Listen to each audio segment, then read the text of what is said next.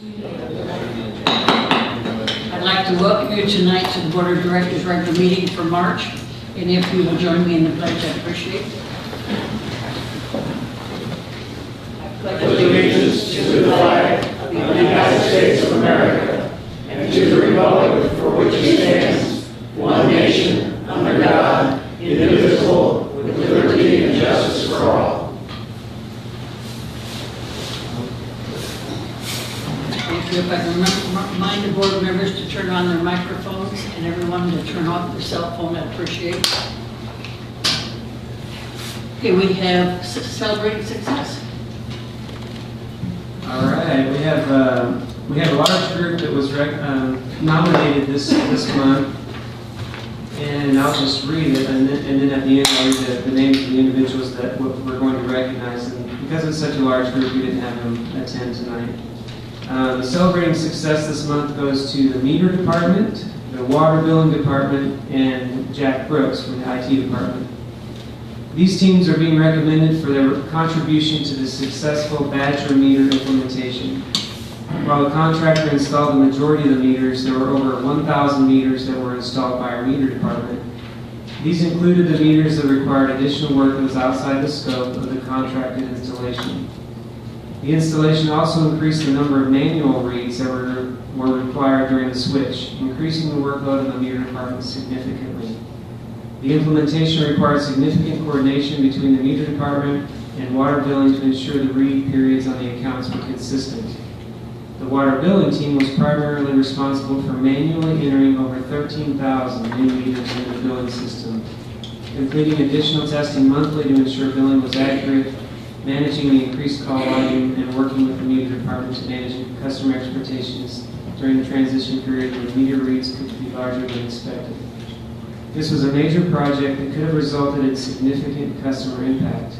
However, due to the dedication of these teams, with very few exceptions, it was business as usual for our customers. So with that, we are going to recognize Renee Chamberlain, Shelley Patterson, Sonia Thorburn, Carolyn Reynolds, Jill Dugdale from the Water Billing Department, Will Patience, Jeff Kellogg, Ron Prince from the Meter Department, Aaron Pearson from the Administrative Assistants of the Water Department, and Jack Brooks. We're going to have a lunch next week for all these individuals, so they should be recognized for their dedication. Thank you. Thank you. Go ahead. As we get into the minutes, you will notice we normally approve 2 sets of minutes, and this month we're approving 3 sets of minutes. We're actually going to move the calendar up a little bit, and next month we'll only have to approve 2, but by doing so, what we will approve next month is the regular meeting, which is the one that we're at, and the work session. So we're always going to try and approve the work session that occurred 1 week ago. It'll be more relevant to what is going on in this meeting, and Tammy suggested that we make that change to improve the quality of the information for the board, so we're going to make that change. The agenda, there's a slight error on it. The March 21st meeting of the Board of Directors was the work session meeting. It was not the regular meeting. I do apologize for that. One other adjustment is on item 6, the Rules and Regulations Committee minutes. Those minutes are unapproved. The Rules and Regulations Committee has not met to approve those, but we felt that it was important to get them into the board packet to have the information at their next meeting. They will vote to approve those minutes. That being said, February 21st board work session. I'd like a motion to accept the minutes. Jim? So moved. The second, please. Second. Discussion. Any corrections or additions? If not, all those in favor? Thank you. February 28th, the Board of Directors regular meeting. And I have a motion to approve that one. David, we have a second. Jerry, thank you. Discussion. If not, then I ask for approval for that. All those in favor? Thank you. Okay, last week's March 21st board meeting. It's a work session. Instead of a regular board meeting, it was work session. Can I have a motion to approve those? All right. Second. David, thank you. Any discussion on those? If not, all those in favor of approving those? Thank you. Let's move into the joint advisories. I don't see anyone from Lakes, do I? I don't think I did. I'm going to briefly cover Lakes. One of the main things that we covered was the routing of the parking lot at Stony Kirk, some of the improvements that we're going to be making to that area. It'll still be a gravel area, but we're going to add some tire stops for parking, because right now the parking in that area is a little haphazard. We're trying to add some uniformity to it. We're also going to install a large sign that will allow people to understand how they should flow in and flow out of that parking area. So that's one of the main things that was covered. Also, Lake Windsor is steadily coming up. As of yesterday, we were still minus 3 feet, so we're about halfway to full pool. And if we get some rain, we might be able to get that up to full pool pretty soon. So I think those were the main things that were covered during the Lakes Committee meeting. Okay, good. Next up is recreation.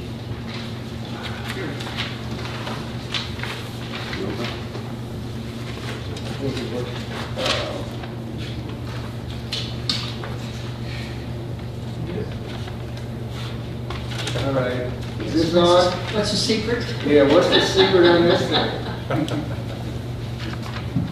This one, Coming on mute? It's on. take this one. Oh, Dwayne's always got to do. Oh, yeah, you're set. There we go.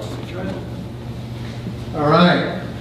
Recreation Committee met on March 11th last, and regarding the medical reports, everything is pretty much in good shape. We have a couple of things to note. Ranchwood's been busy, and I would say with the warmer weather, it's been getting busier as well. From the gun range perspective, track 4 is still under construction. We'd like to see it done by April 14th, but the hard date for completion is May 1st. There are some groups that have already signed up to be able to go ahead and have some shoots at that time. Reardon Hall Exercise Room got a new coat of paint. People are pretty excited about that. There's been a lot of compliments that we've gotten. Nice, I like it. Yeah, good. Flowing Springs is in the news, of course, with the Arboretum dedication and then the planting of the trees as well. From a new business perspective, we had a meet on March 9th. It was well attended once again. And in the next 2 months, we'll have another one as well. And it was held here.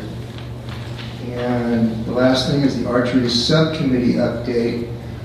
We made a subcommittee to look at that because it was such a big opportunity for us, as well as there was a lot of people who wanted to see that move forward somehow. So on March 16th, we had 22 attendees that met at the Arkmo property. We took a look, we surveyed the site, figured out a feasibility if we could use that or not. And I will tell you that the findings and any recommendations will be covered at the next Recreation Committee meeting, and that will be Monday, April 8th at 4 o'clock. So if anybody has any questions or wants to come at that time, please do, and we would welcome anyone who wants to come and attend. We have plenty of seats back here. Do you have a sneak preview on whether the Arkmo will work out for y'all? I'm really going to wait. I've got a couple of people on the subcommittee that worked really hard on this. Now, Chris Stockman and Debbie Sorensen, and they've been actively involved and in charge of this for the last 90 days. So I'm going to let them go ahead and do that for us, okay? Thank you. And once it's brought to the rec committee, they will make a decision whether to bring it to the board or not. Yes. Okay, If we don't have enough information, we'll gather a bit more. okay, thank you very much, appreciate that. Go, Jason.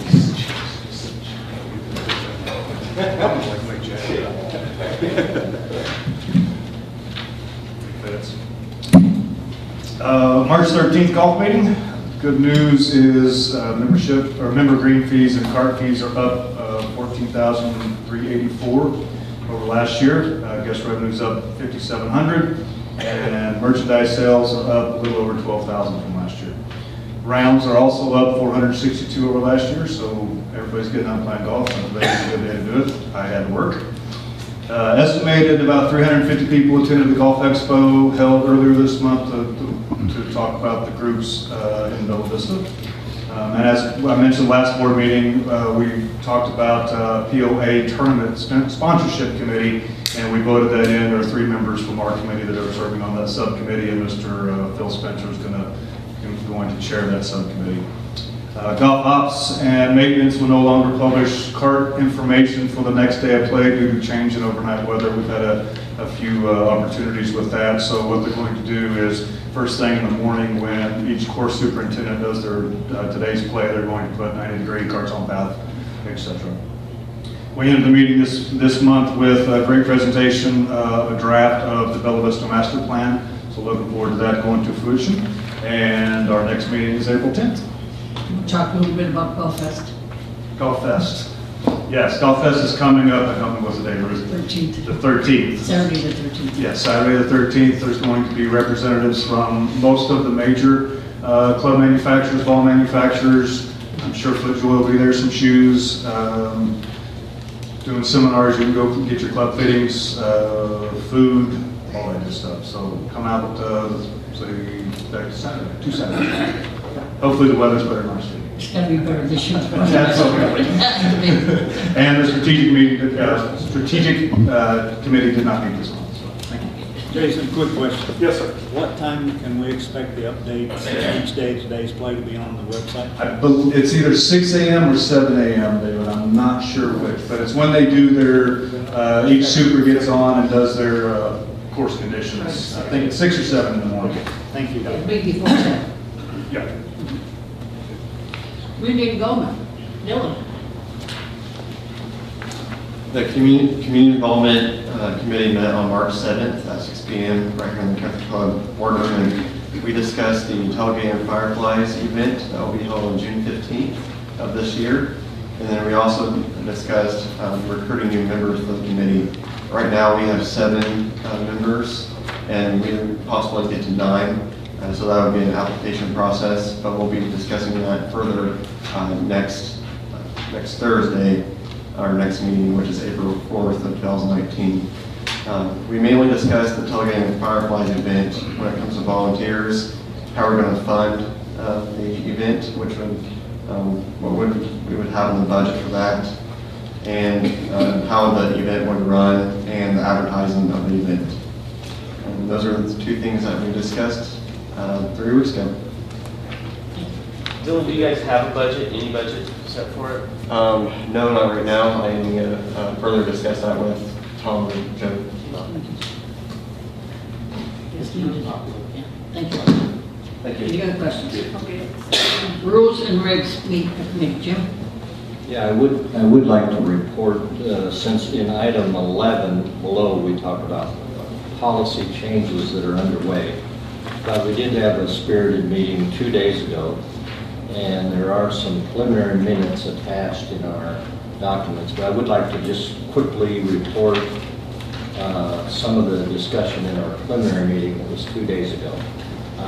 There was a discussion of changing policy 8.03 regarding septic system failures being allowed on common property, and we agreed to recommend no change to the board at that meeting. Secondly, board member required attendance at meetings. We directed the staff to write proposed changes to the bylaws and articles regarding encouraging board members to attend more of the important meetings that the PO has during a 6-month or a 12-month period. Item 3, regarding consider possible revisions to our guest policy. The staff had already done some heavy work on submitting a proposed simplification of our guest card policies, and we had a lengthy discussion, and we didn't develop a resolve in that, and we hopefully will discuss that in April's meetings of the committee again or the board. And then finally, we have the lengthy discussion of the development of a board vision and mission policy. And I might mention that a minute. We had a good discussion of that, and we're struggling to develop a mission and vision for this board that we could recommend as a Rules and Regulations Committee to the board. But I think some of the aftermath of the meeting, we got good input, especially from Jerry, and during the meeting from Mary, and Pat had some good concepts that he submitted afterwards, and even one of our members, Steve McKee, had some ideas that he presented. So I think perhaps we can start developing the difficult process of developing a board mission and vision statement that has been alluded to in previous documents but not really formalized. So I was struggling at the end of the meeting, but now after additional input from people, I'm kind of optimistic that we can get to that point, and I think it's very important. So that's my report. Any questions? If not, let's go to the financial report. Dwayne? All righty. This will be the income statements through February 2019, year-to-date, 2 months running, starting with the POA. Looking at the gross profit variance, the budget, it's 207 unfavorable, 207,000. Golf is 202 of that, like we've seen in January, annuals and weather-related. Rebates are down 42 from what we had budgeted. Carroll Electric didn't get a rebate to us, but it was a little less than what we had budgeted, just due to the fact what they agreed to give to their members. Asset collections were down slightly, 28,000. Legal was down about 22,000, and the balance in accounting. Cell tower rent, 42,000 better than what we had budgeted. The budgeted gain from the cell tower equipment sales agreement between two outside entities. The POA does not own the equipment, however, we lease the rights for them to be used on POA property. And that was 42,000 more than what we had originally thought it was going to be. Food and beverage accounts for 19,000 better, mainly due to Villa Vista Bar and Grill. Advertising revenue brings in about 19,000, also better than budget. Comparison to prior year, the cell tower rent, we've got 1,070,000, and that's the 2019 gain from the cell tower equipment. There was nothing like that in the prior year, so that was a gain. Food and beverage, 60,000. Country Club opened in late March 2018. Rebates, 53,000 is what we actually got from Carroll Electric. Golf was down 118 on that comparison. Past due collections down 50. Legal was 43 of that, balance accounting. And stump dump was 25. Looking at the operating expenses for the same Villa Vista POA, 2 months running, 280,000 better than what we had budgeted. Labor accounted 82,000 of that, positive variances all across the divisions. Equipment and tools, 55,000, savings on small equipment purchases year to date. Maintenance and repairs, 46,000 there, grounds maintenance.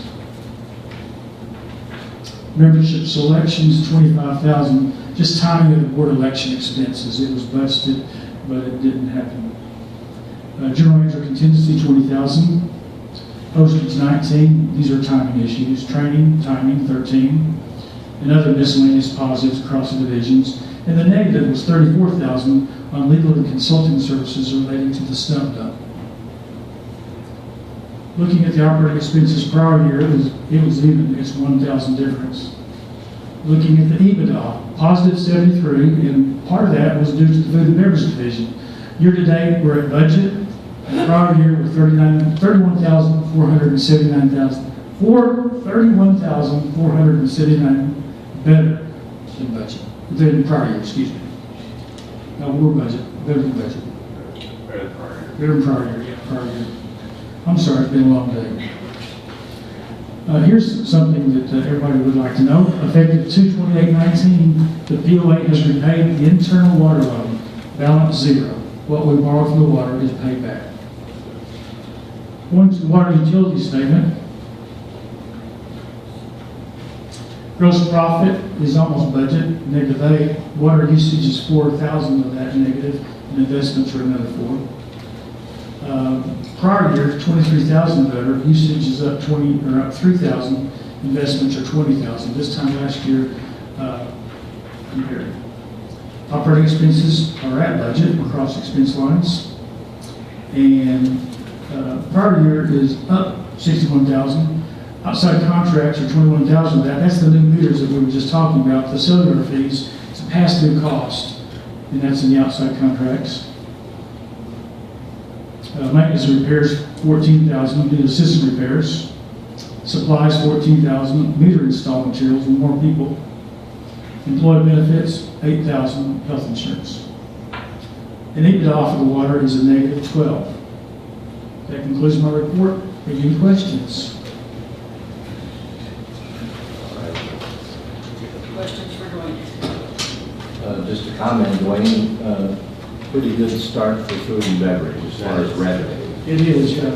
And we've been tracking that real closely. I want to bring that to the attention. 20,000 ahead of revenue budget anyway, that part of it. Yeah, that's good. Good news. Other questions? If not, thank you. Let's move on. Last month's open forum, we understand that all questions were answered at the time. And so we'll move into this month's open forum. Remember that you have 3 minutes to speak, and if you will address yourself with your name and your address if you prefer. And I guess I have a list that we need to go through. Okay, let's get started. Paulie, first up. Wally Sheldon, 1 Blado Lane.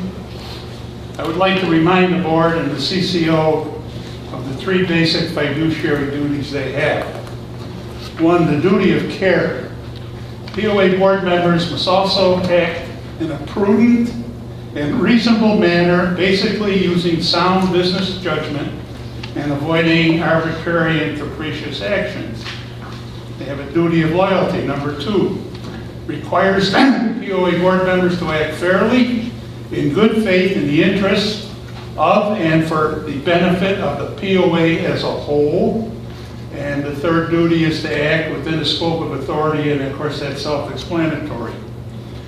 In reviewing the unaudited financial statements for 2017 and 2018, I noted that the net loss last year for the POA was $655,478, and that the 2018 loss shows $2,633,444. My question to the board and the CCO is, can an increase of almost $2 million be considered acting prudently and reasonably? Golf, a major expense for the POA, shows a loss of $2,867,749 for 2017 and a loss of $2,933,766 for 2018. Again, I question the board and the CCO, is an operation that loses almost $3 million a year considered acting prudently and reasonably? I have reviewed the report, which was compiled by an independent expert hired by the POA, showing the expected losses with rounds played at 125,000, 150,000, and 175,000 rounds. And the report never comes close to a $3 million loss. The food and beverage division is rather unique. This division is made up of 3 locations: Lake Point, BV Grill, and the Highlands Course Food. The food for Scottsdale and Medfield are buried in the golf figures. Once again, comparing 2017 and 2018, one must look at the figures very closely, since the CCO and treasurer evidently took it upon themselves to adjust the results. 2017 shows a loss of $1,005,208. And the reported 2018 figure shows a loss of $566,217.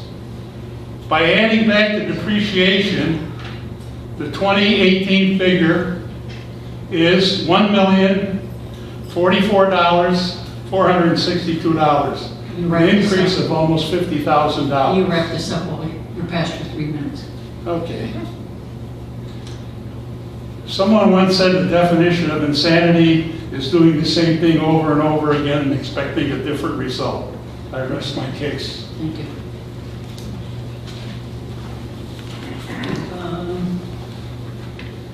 Mr. Scott.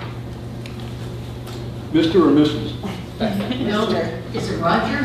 Robert? Roberts, my name is, I guess I would be Mr. Robert Stock. Okay. I live at 23 Hinckley Circle. I've lived here since '95.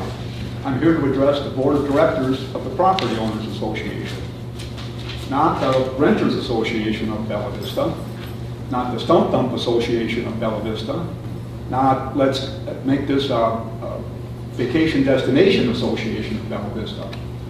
The thing of it is, in order to be, this is the Property Board, Property Owners Association. In order to be a property owner, you have to be a member. And when you're a member, you have to pay an assessment. And that assessment, if you live in the village, is $288. Or if you don't live in the village, or you just, for an unimproved lot, $204. The thing of it is, what you have now is you opened it up to everybody and his brother can come. Anybody can come and play golf. Anybody can go to the restaurant. Anybody can go to anywhere they want to. It used to, we had in 201, we had a two-tiered system. It was either $15 or $17 or $24. And the reason that 24 was because you live in the village and you're using it. But the thing of it is, people come here now they have a value card. They can pay $195, comes out to about $35. When they come and play golf here, they're not paying their fair share. For me to play golf, I have to have my POA dues up to date. Last year was $288. I got to buy a card. Now it's $35 or $39. I'm up to $300 and some dollars. Not $328, $29. Then I can go pay $41 to play golf.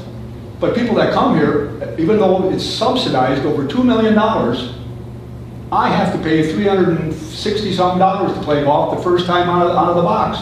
But people come here, they can just come and go as they please. This is the Property Owners Association. You're supposed to represent the property owners.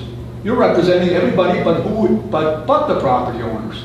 Nowhere did anybody on the board, when you were running for this position, you never said, I'm going to get on the board of directors so I can give money from the property owners to people that aren't property owners. That's crazy. You're supposed to, we're not asking you to take care of Northwest Arkansas. We're not looking for people to come here and use the facilities and not pay their fair share. If they want to come and go in the clubhouse or come over here and get a hamburger, you got to be a POA member, property owner. You got to have at least 1 month dues. Then from that, you got to buy a POA card. And if you don't have a POA card, you're not allowed to go to Branchwood. You're not supposed to go to the tennis center. You're not supposed to go on the trails. This is a closed community. We're not a government agency. That belongs to Cooper Communities. That belongs to the mayor. All we ask you to do is to apply recreational services and facilities to the membership, because the membership is paying for it. But that's not the way it is now. Anybody can come here. We built Lake Point. We want people from Bentonville. We don't want those people. They got to be a POA member, and you're not doing that, Ruth. You're not doing the right thing by letting these people come here that are not property owners. Thank you. Thank you.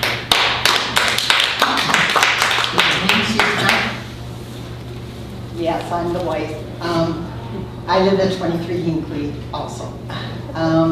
What I wondered is why, when we have an increase, we can't have like a referendum. Bentonville just did it with the courthouse. If you want to have a raise, this is exactly what it's for. If you don't want it, you can vote against it. Other cities have done it. It was a while ago that Gravette did it for the school. It was, if you want a raise, this is what it is exactly for. When we give a raise, it's like carte blanche. It will go for anything and anything. So I think we need to address that. Thank you. Appreciate it. Thank you. Sandy Bosnick.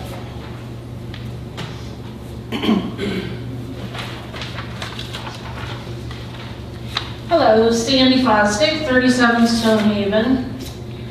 I'm continuing to hear complaints from the East Siders about the bike trails. I'm now hearing complaints from the West Side about the bike trails. So we decided to check to see what the plans were for the Highlands, which is where we live. And I have just gotten the email that you sent, Tom, that apparently something has changed in possibly the plans for the bike trails in the Highlands. Your concern was about the trails using the parking lots at some of the ramp areas and some of the parks, and that's not the case. If you look at what has been taking place on the east side and the central area, the trailheads, one of the trailheads on the east side is at a water tower.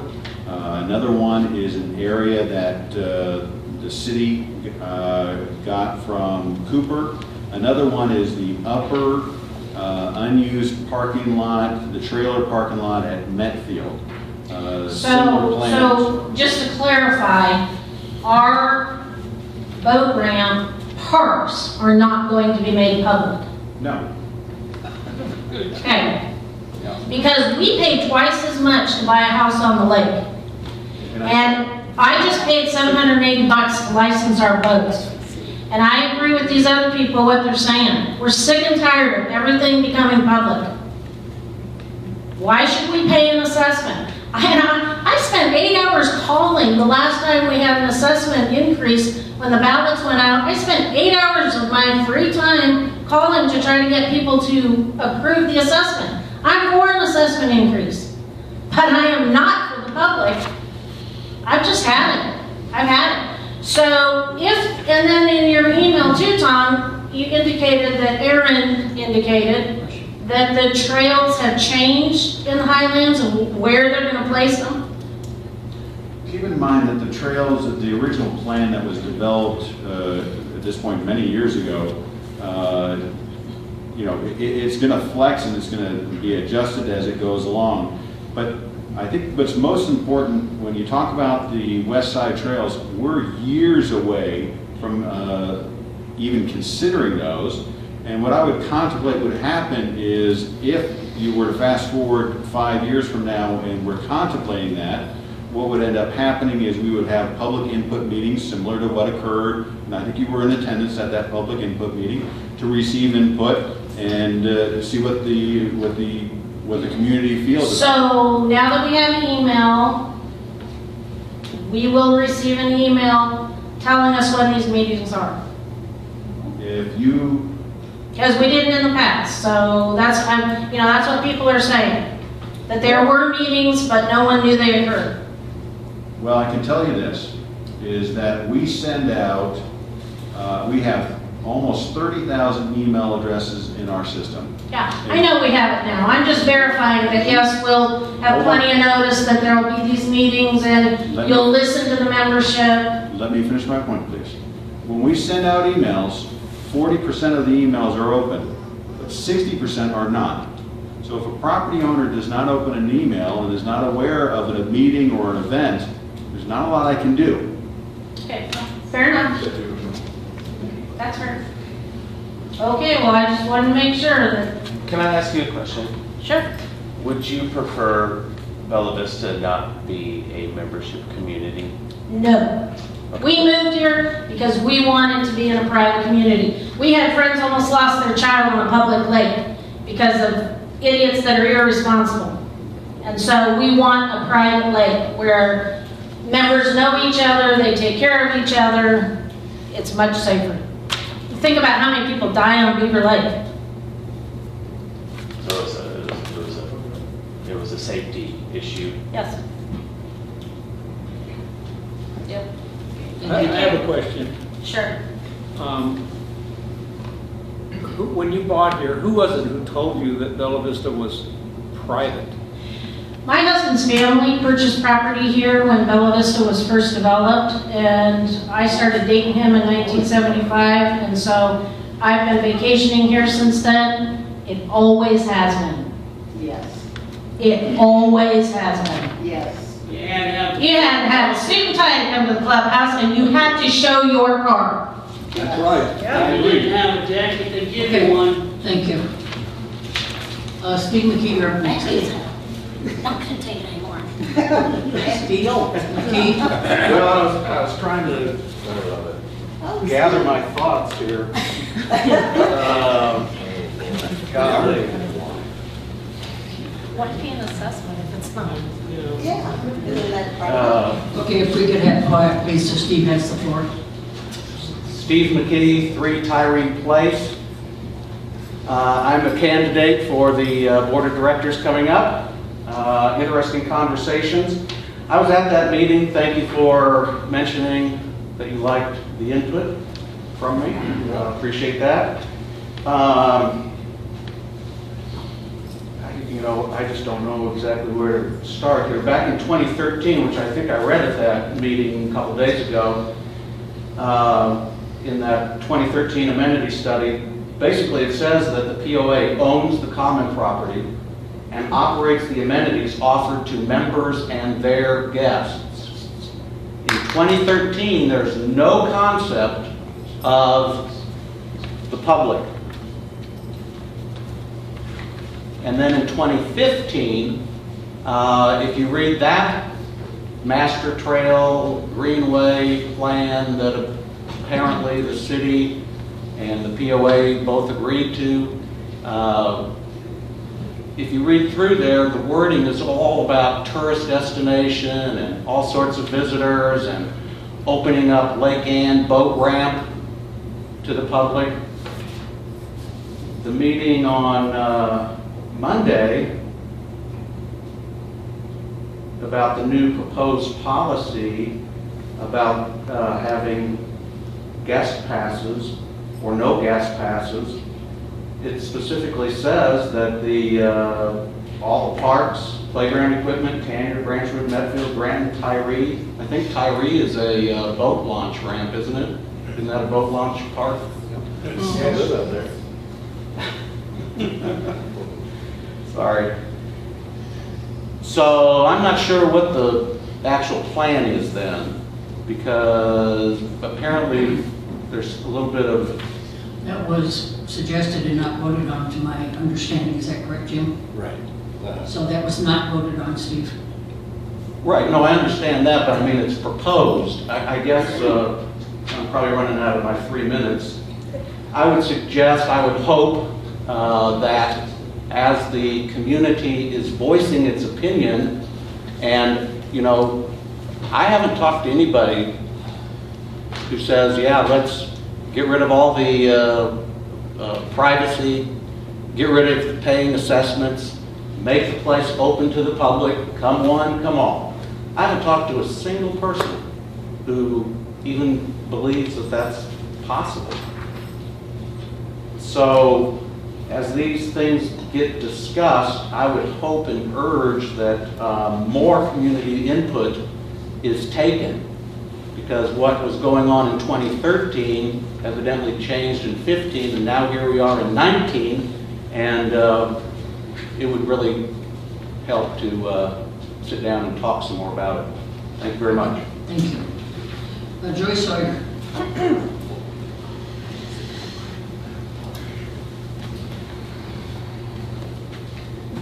Well, first, since this is a public forum, I would like to clarify the paper where under the caption it says she believes that there should be votes. That was my table that believed that the not having the vote is dividing the community. And as you just heard Steve and you've heard all these people talking about, these trails are dividing our community. And the whole idea is that they're bringing people together. But they're not. They're bringing people here with us, but that's not bringing our community together. So I have one question, but I want to say again that the city has one job, and they should be for the trails. The city council, if you want to be for, if you want to go head on into that, you should be working for the city. They should want more tax money here. They should want restaurants. They should want more business. That's what a city does. You are not the city council. I didn't vote for anybody sitting at this table, and I won't. Because you act as a city council. You are not acting for your membership that you ran, and I wasn't here, but I assume that you said you wanted to represent the membership when you ran. And you don't. And if you do, you're not putting anything out there that shows us that there are people who want all of our stuff to become public. I've now seen a map where all of our private owned parks that we pay to maintain are now marked as public parks because there's a trail that goes by them or through them in some cases. That is not what your community has asked for. So having said all of that, I have a question. If I wanted to build an in-law cottage or something like that on the lot that is next to my house, would I have to improve that lot by putting a water meter on it? For inhabitants, yeah. Resident? A residence? Well, it would be like a guest house. Yes. Absolutely, you could do that on your own lot, because in the ACC and the city ordinances, with proper approval through those documents, you can actually put a guest house on your lot, let alone the next door lot. Whether Okay. it's your in-law but it has to be a certain size, it has to be approvable by the ACC and the city. Okay. Of course. But do I have to put a water meter on that lot? If somebody's going to live on that land, check the water meter. If it's on an adjacent lot, yes. Okay. But what if it's not going to be lived in, it's just a guest cottage that somebody might stay in when they come to visit? Yes. Okay, I'm asking that question because we have 8 cottages sitting next door to the Mormon church, and the best I can figure out, there's one water meter there.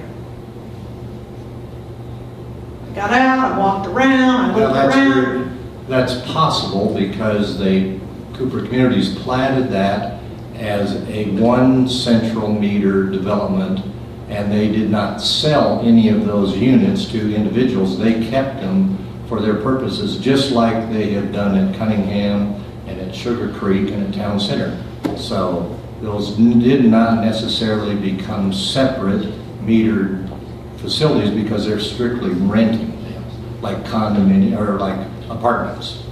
Okay, but I couldn't have a rental on another lot and have people staying there off and on and use my same. Yeah, I'm just asking because it seems like the rules don't apply to And the everyone. difference is these are not different platted cabins or housing units. They're one entity like a motel or a apartment.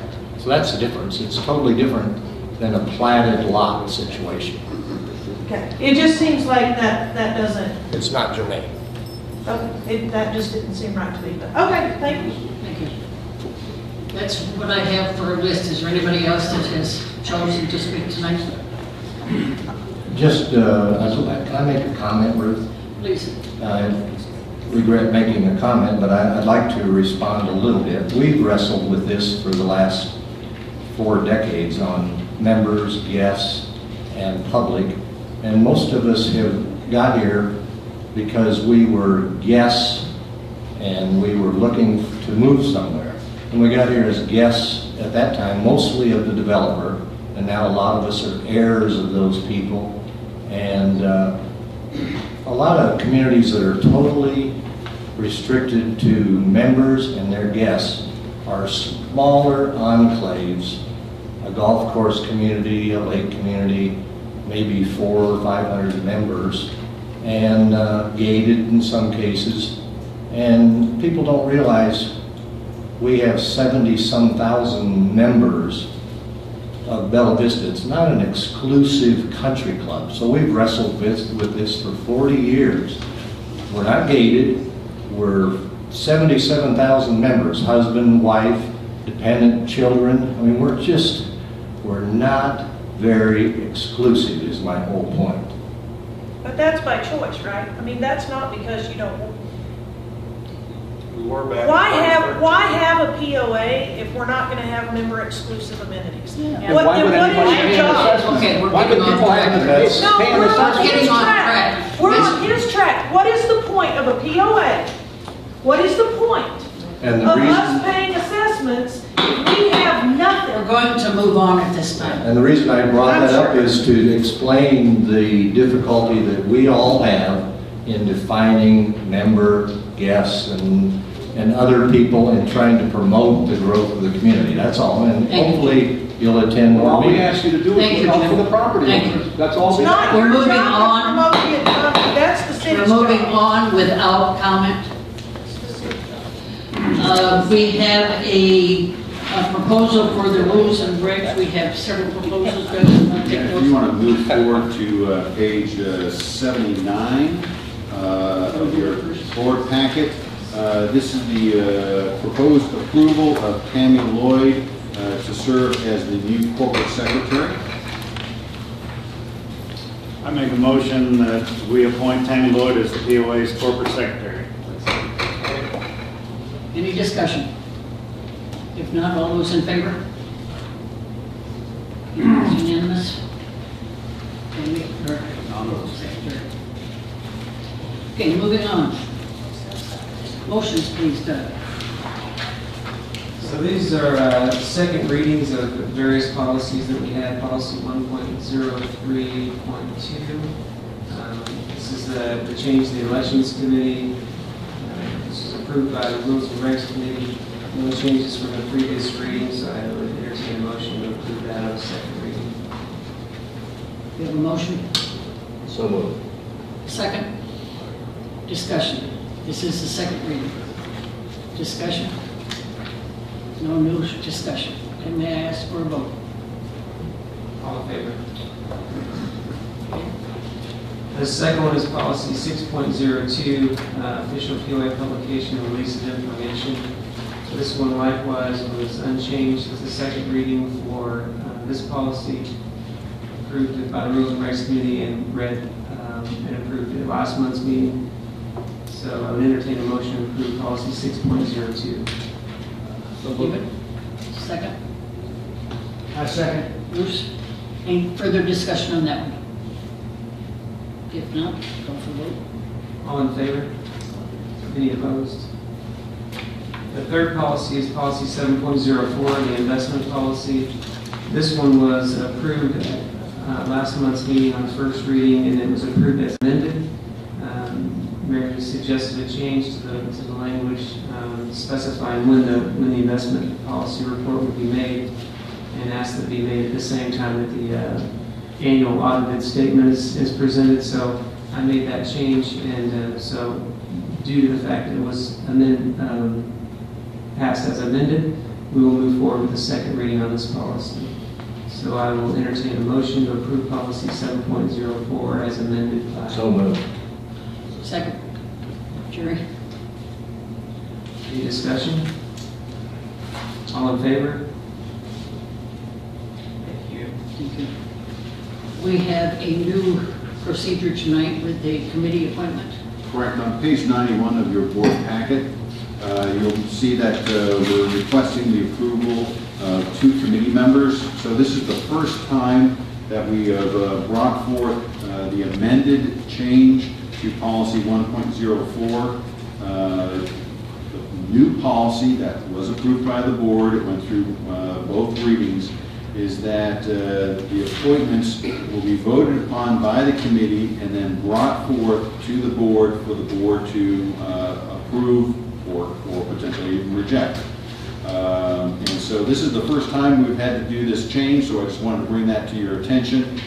That's a little bit different, but we are at that time of the year when board member committee seats are appointed and renewed and so forth.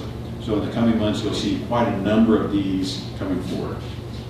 And I might add that these 2 are carryovers.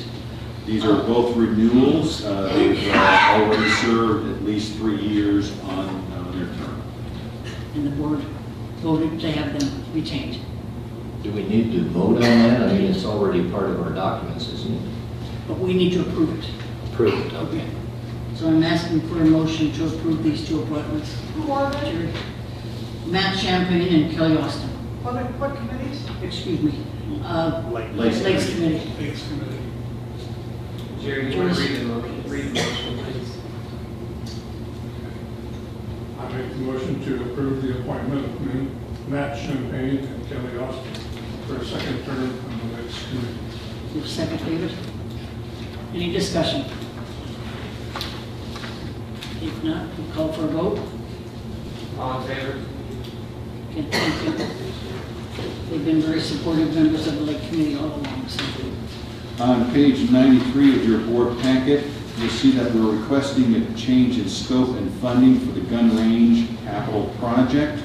The project, if you recall, well, you may not recall, but you may not be aware of this, but several years ago we brought out a lead reclamation company that collected the lead at that site. The POA was given $43,000 by this company, and at that time the DOA had made the commitment to the Highland gun range, the customers out there, that all those funds would be used at that location. A project was approved for 2019. We're requesting that we make some adjustments to this, namely that the original plan did not include handicap accessibility, and so we're requesting that we change the funding to $48,000. Per board policy, it requires a revote by the board. Good motion. I make a motion to approve the change in scope to include handicap accessibility for the expansion at Highland Gun Range, capital project number 7038, and to increase the funding to $48,000. Second. Second. We have discussion. This is not additional money, it is some additional money, but the original is in there, so. Any discussion? Call for a vote. All in favor? Any opposed? Next is not in your board packet, is a walk-in memo. The results of the flash sale, the sale was actually concluded today. So a couple different things. When we first started, the POA had 500 lots. Doug and his team went through and categorized those lots based upon how buildable they are. Now, even a relatively small lot can be built depending upon how much money you want to put into it. But from a reasonable perspective, we go through and we determine which ones we feel are buildable and which ones we would consider our membership lots. We determined that where there was 348 membership lots. When we started the sale, I thought we could sell maybe 30. By 9 o'clock on Monday morning when the sale opened, within the first hour, we had sold almost 200 lots. And by 10 a.m. this morning, we had sold all 348. So we brought in just shy of $70,000 in revenue. Starting in 2020, we will bring in just shy of $67,000 in increased assessment income, and we will no longer have to pay $10,500 in property taxes. So we've gone from a situation where we were getting nothing from these lots and paying $10,500 per year on property taxes to getting them to contribute quite a bit. We're going to actively market towards this group. We have all their email addresses. We're going to try and sell annual fitness memberships, golf memberships, tennis memberships, and so forth. Now, some people have asked how we're doing the actual back of the house accounting.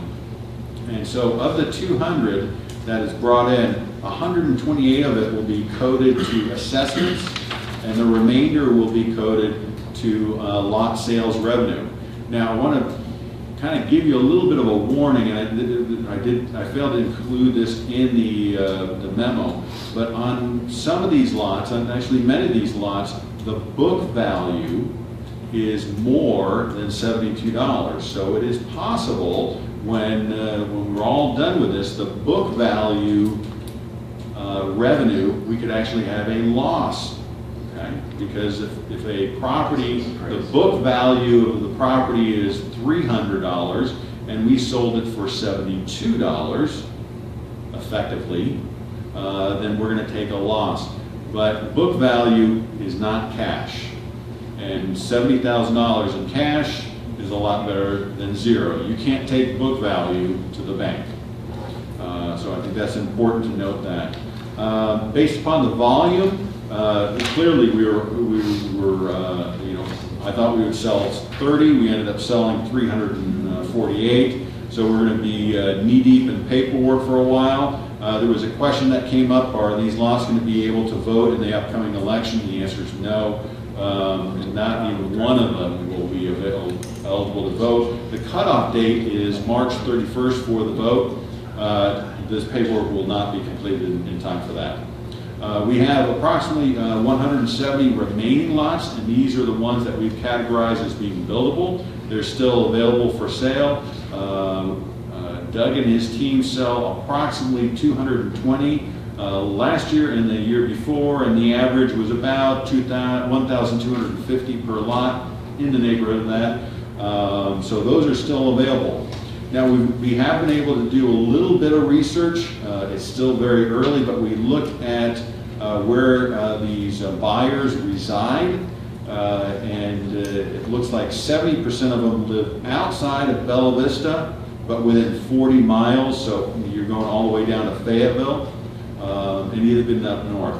19% live in Bella Vista. Some of those are neighboring lots, and then 11% live outside of the 40-mile radius. And you can see some very interesting states, California, Florida, Hawaii, Oklahoma, Texas, Virginia. So the marketing was effective in getting the word out. So I'd like to congratulate Doug and his team for a successful effort. Hindsight being 2020, should we have charged a little bit more? Probably, but you can't roll back time. And the good news is we took these assets that were bringing us nothing, and we turned it into $70,000. And the gift that keeps on giving, which is the assessments going forward. Appreciate that. Thank you. Good job. Yeah, I've got to totally congratulate staff, and when the prediction was 30 lots and we get over 300, and the real basis of it is now we're getting $30,000 to $40,000 more a year of paying assessments, and the book loss to me was well worth it. I'll tune in on this just for a second. When I see 348 accidents and 300, I see the people, not just the numbers here. Yeah. So 348 people can come and enjoy Bella Vista and its amenities. And I hope they have a warm welcome from people, and they are not considered as outsiders, because this proves that, just like many of those that voiced their grievances here this evening, that you can buy a membership and you can be a part of this, and hopefully that they feel welcomed here into this community. I have a comment. Of course we'd be wrong. Excuse me. Excuse me. Despite some members who continually deride the POA and tell us we don't know what we're doing and nothing is right and we're just stupid idiots. 348 people in the matter of a few hours let us know that they want to be in Bella Vista. So there are people out there who see the value in Bella Vista Village. Okay, let's move on to updates. Okay, so we have an update for regarding the Trafalgar Road fire and the stump dumps. First of all, and I say this over and over again, but it's really important that our community continue to go to the city's website and the ADEQ website to get updates. They update that site on a regular basis. Those are the official, way to get the information. So I encourage people to look. I personally check it a couple times every single day, and I find it very helpful and useful.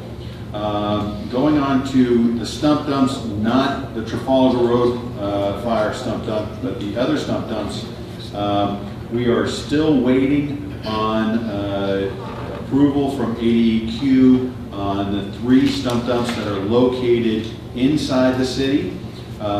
We have been told by FTN, which is the consulting company that we hired, that we're still within the time frame that ADEQ normally approves these. So they're not, they're not slow, they're not, nothing's being delayed. We're in the normal time frame.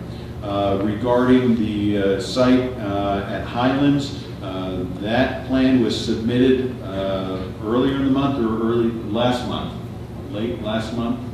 I do not recall the dates. Early this month. Early this month. So it has been submitted to ADEQ for approval on how to close that site, and we're waiting on results on approval on that also.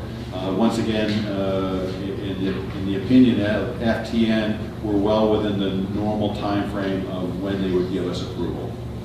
Lastly, on March 22nd, we provided to the city a report from CTEH, which the POA hired. This full report on the air quality is available on the city's website. It's very informative, and so I encourage people to go on and look up the report dated March 22nd. And I don't want to go into summarizing it because some of the information included in here is rather technical, but I do encourage everybody to look it up, and that's all I have to say. Thank you. Any questions? Okay, before we go into announcements, is there anything else from the board for the good of the cause? Sure. I want to publicly compliment the Golf Committee. The reports, the inspections are excellent. They help us in a great deal to make a further decision. So thank you for putting this together this way. Anything else? Okay, announcements. The second Thursday of the month is the GM meeting. The third Thursday of the month, April 18th, is a work session. It's an open meeting here at the boardroom. The next board meeting is the 25th on Thursday, the fourth Thursday of the month. And then the GM for May will be May 9th.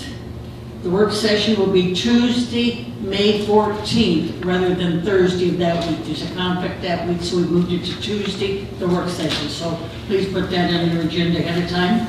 And the annual meeting is Tuesday, May 21st at Reardon Hall at 6 o'clock, and that's when the election results will be revealed. And the regular Board of Directors meeting for May is May 23rd. If there's nothing else for the cause, we stand adjourned. Very good.